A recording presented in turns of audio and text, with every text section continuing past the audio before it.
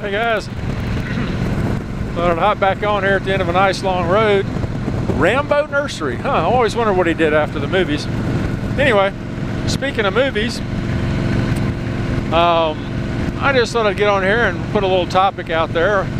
You know, we talk about so much writing stuff, and you know, I put out so much crazy stuff on the internet, especially in these videos, that I thought I'd ask you something that you know, you might get asked at any party or gathering or anywhere, and that is, I'm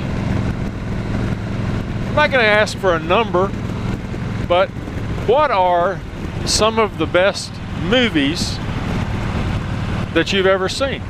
What are the ones you like the most, or ones that you watch all the time, or that you don't mind watching again over and over again? Now, you know, I've got my favorites, and I'll mention a few of them here, but you know, for most of the world, at least most of North America, and over in Europe and in that area, it's going to be winter time coming up.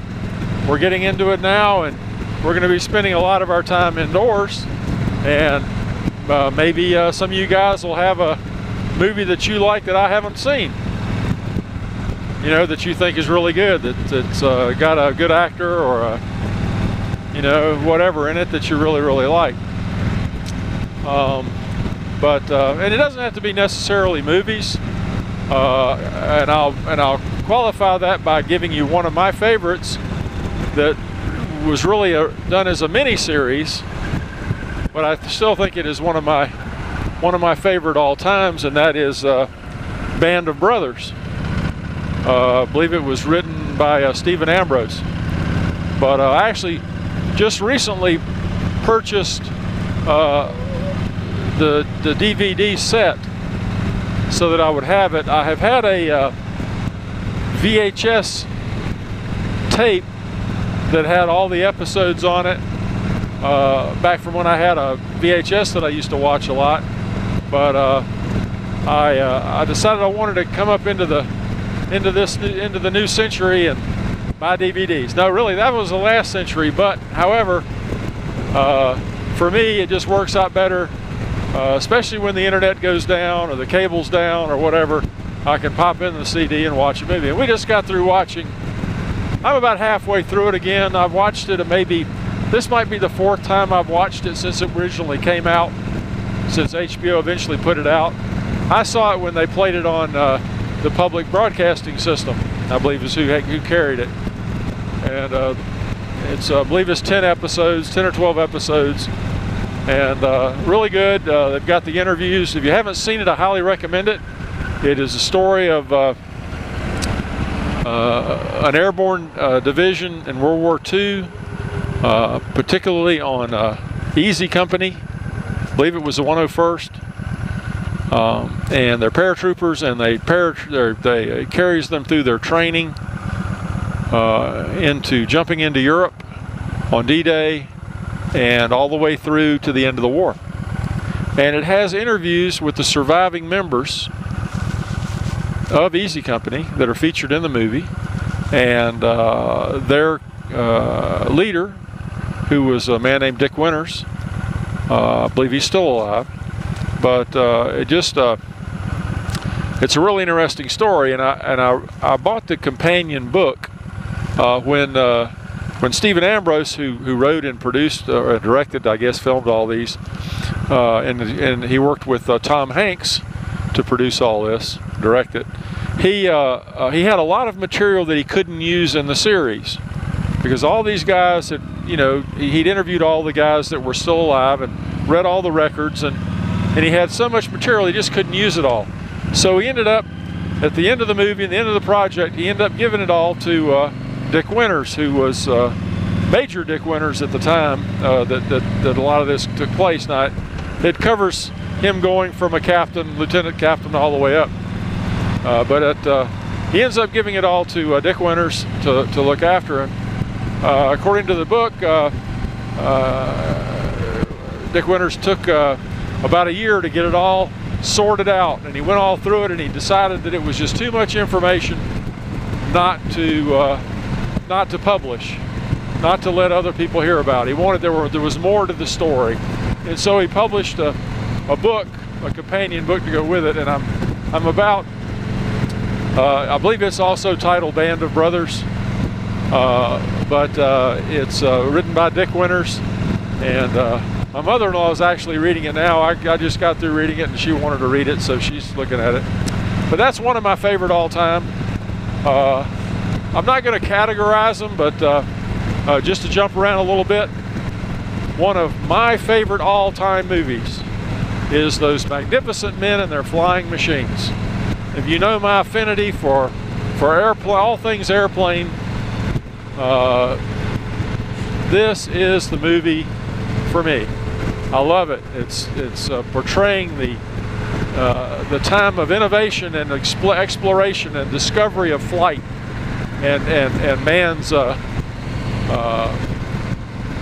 desire to get up in the air. And it's got some fantastic actors in it, some great cinematography. It's family friendly. You can sit down with your 4-year-old and you won't have to explain anything to them or hide their eyes or anything. It's really hilarious. It's a good movie. It's really one of the best family movies that I have. Now, to go another direction, another one of my all-time favorite movies is a movie by Stephen Chow, and it's called Kung Fu Hustle. Don't ask me why I like it. You just have to watch it.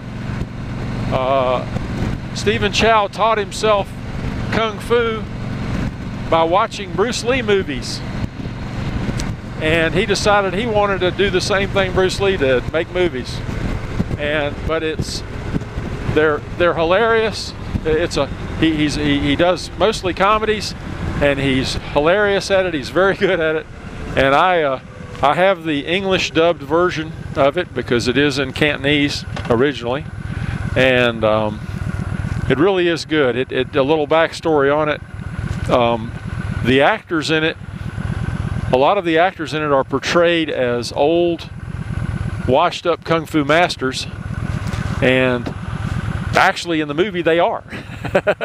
they're older actors that are not the action stars anymore, but at one time were very big, very popular stars in the Kung Fu movies and things like that over in China and Hong Kong.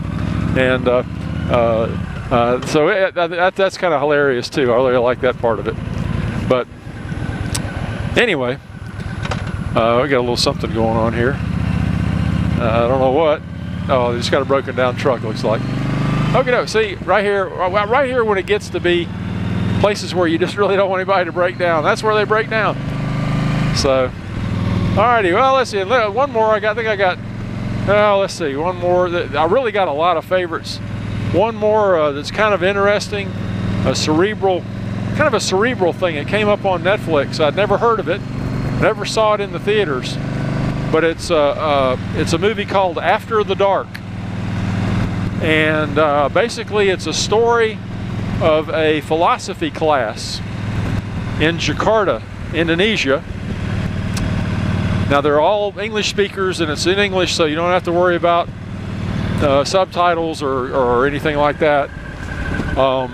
But it's their last day in class before they all graduate, and they're going to go off to university, going to go off to, maybe postgraduate work. I'm not really sure along those lines what it is. But it's the last day of philosophy class, and the professor poses a situation. He says, okay, you are now trained in philosophy. You are now mentally equipped to handle any situation in our environment as you know it. But what if the environment changed? And he said, let's create a scenario. And so they did an in-class simulation, which is spelled out in the movie with the picture like they're actually doing it instead of just talking about it. A scenario where atomic bombs are falling on the earth. War has come. And not the hydrogen bombs of today, but these are the old atomic bombs, which are relatively small and You know, don't kill you right away if you're not right under the blast zone, but the radiation, mostly the danger is from the radiation. And there is a bunker that has been built, and the bunker will hold 10 people. Because of the requirement to have breathable air in the bunker because of the radiation that's outside, no more than 10 people can be put into this bunker because they have to stay in there a year in the experiment before the outside air is fit to breathe again, then they can go out. So since you can't share air, only 10 people are allowed to go in, and the movie is about how these people pick which 10 people are going to go in out of a class of about 20 or 25. I'm not sure how many it is, but they always have to make a decision.